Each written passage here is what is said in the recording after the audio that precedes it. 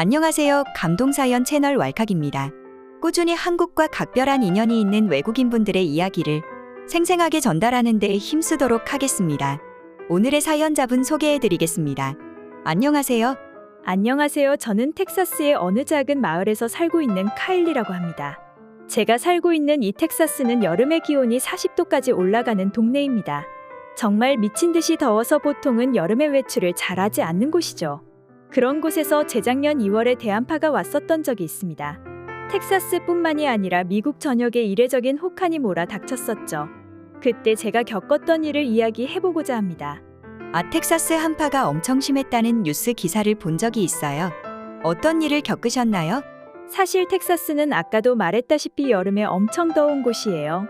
그래서인지 겨울에도 비교적 온화한 기후를 가지고 있죠. 하지만 겨울 폭풍이 몰아닥치면서 텍사스는 얼어붙고 말았습니다. 모든 게 얼어붙었습니다. 제가 살고 있는 텍사스주가 기록적인 한파를 겪었었지요. 최저 기온이 영하 22도까지 떨어졌고 10cm 이상의 폭설까지 내렸습니다. 한파와 폭설로 인해 천연가스 파이프라인, 전력망, 연료 제약, 시장 가격 기능의 마비 등이 초래되어 대규모 정전이 발생했습니다. 텍사스주에 살고 있는 약 400만 명이 추위 속에서 전기 없는 불편을 겪었어야 했죠. 난방이 제대로 되지 않았습니다. 히터가 켜지지 않았어요. 그래도 저와 제 부모님은 성인이고 하니 버틸 수 있었습니다. 그냥 집에서 조금 더 껴입고 모닥불로 몸을 데울 수 있었어요. 하지만 문제는 저희 오빠네였습니다. 저희 오빠는 아들을 출산한 지 얼마 안 됐었거든요. 제 조카 메이든이 신생아였기 때문에 이 한파는 메이든이 겪기엔 너무 힘들었을 거예요. 그렇다고 아이를 24시간 내내 모닥불 앞에만 놓아두기도 조금 그렇잖아요. 그래서 오빠네 부부는 자신들의 문제를 트위터에 업로드했습니다. 그러자 오빠네 부부집 근처에 살고 있는 오빠의 고등학교 친구인 토니 정이라는 친구가 연락이 왔어요. 토니는 재미교포인데요. 저도 같은 고등학교를 다녔기 때문에 친하게 지냈었습니다. 그 친구는 미국에서 태어났지만 한국인의 피를 가지고 있다며 자신의 문화를 자랑스레 말하고 다녔던 친구였어요. 그 친구가 전기가 없어서 춥다면 자신의 집에 와서 지내도 좋다고 그러더군요. 처음에 오빠는 굉장히 의아했다고 해요. 같은 텍사스주에 사는데 거기만 전기가 들어올 일이 없잖아요. 하지만 가릴 게 없었고 급했던 오빠는 토니정 씨의 집에 신세를 지기로 했대요. 그리고 집에 들어가니 굉장히 후끈후끈했던 겁니다.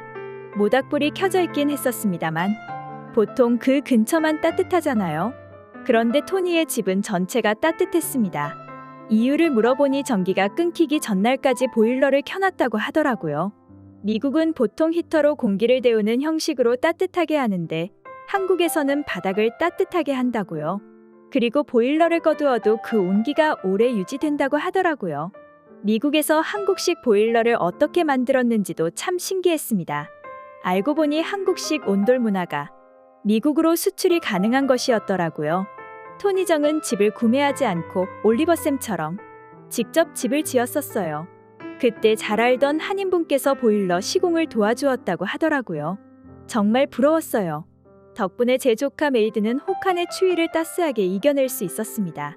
솔직하게 말하면 아무리 친한 친구여도 선뜻 언제 끝날지도 모르는데 자신의 개인 공간을 내어주는 것이 쉬운 일이 아니잖습니까? 저라면 못할 것 같거든요. 저희 오빠는 그때 너무나 큰 감동을 받았다고 합니다.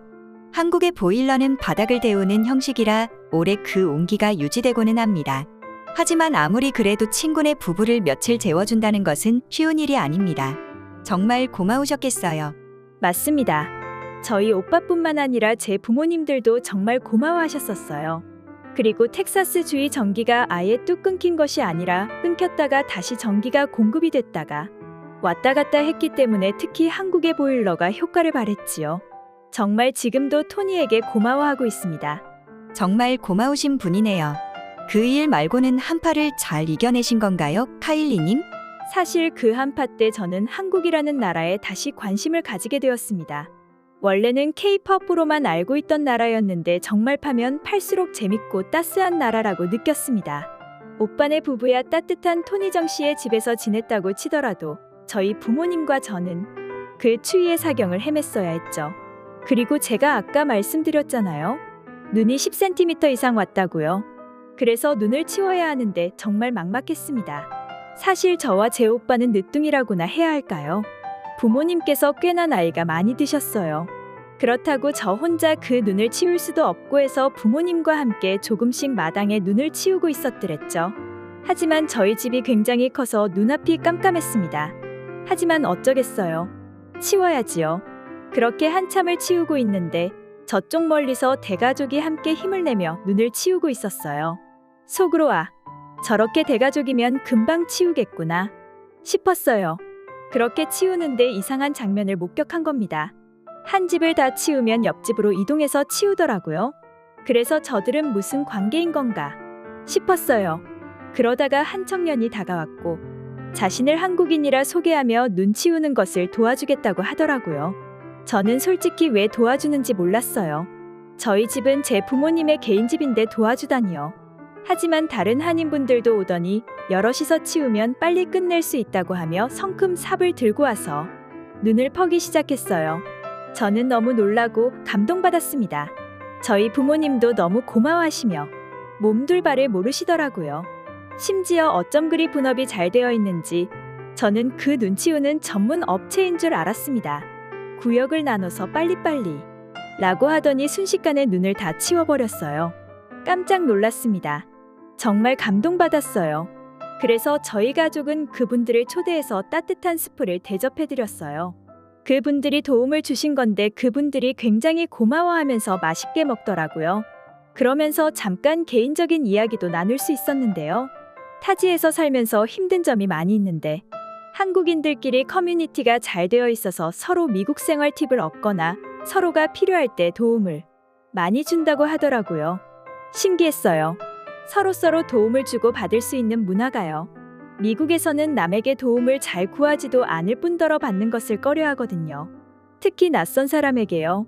하지만 저는 좋은 문화라고 생각했어요. 서로에게 힘이 되고 기댈 수 있으면 좋은 것이잖아요. 또 그것을 받기만 하는 것도 아니고 기브앤 테이크가 되니깐요. 한국인들은 정말 협동심이 대단하죠. 그래서 한파는 잘 이겨내셨나요? 네. 눈도 다 치우고 나서 한인분들께서 따스하게 보내는 법을 알려주셨어요. 어떤 것을 알려주셨나요? 온수매트라는 것을 빌려주셨어요. 한국에서는 전기장판이나 온수매트를 깔고 자면 따스하게 지낼 수 있다면서 자신들은 여분의 장판이 많이 있으니 빌려주겠다고 하더라고요. 그래서 저희는 염치 없지만 매트 하나를 빌렸고 저희 부모님께서 한번 써보시더니 신세계를 본 것 같다고 엄청 좋아하셨어요. 이제까지 공기만 데우면 따뜻한 줄 알았는데 아니요. 등이 따셔야 따뜻한 것이더라고요. 덕분에 온수매트로 텍사스의 한파를 이겨낼 수 있었습니다. 후에 온수매트를 돌려주며 구매처를 물어보니 생각보다 미국에서도 쉽게 살 수 있더라고요. 저는 온수매트를 오빠네 가족 것과 제 것, 부모님 것 이렇게 여러 개 구매해서 따뜻한 봄이 올 때까지 잘 쓸 수 있었습니다. 온수매트 정말 따뜻하죠. 참 과학적이랄까요? 요즘은 어떻게 지내세요? 요즘은 케이팝만 알던 시절을 지나 지금은 한국에 대해 많은 것을 알고 있어요. 그래서 한국으로 여행도 한번 다녀왔습니다. 한국에 다녀오니 제가 인터넷으로만 보던 것과 또 다르더군요. 정말 새로운 동양의 문화를 배웠습니다. 한국의 덕후가 될 것 같습니다. 오늘 사연 들어주셔서 감사합니다. 네, 카일리님 추운 혹한을 이겨내시느라 고생 많으셨습니다. 앞으로도 한국을 계속해서 사랑해 주시길 바랍니다. 오늘의 사연 감사합니다. 지금까지 감동사연 채널 왈칵이었습니다. 감사합니다.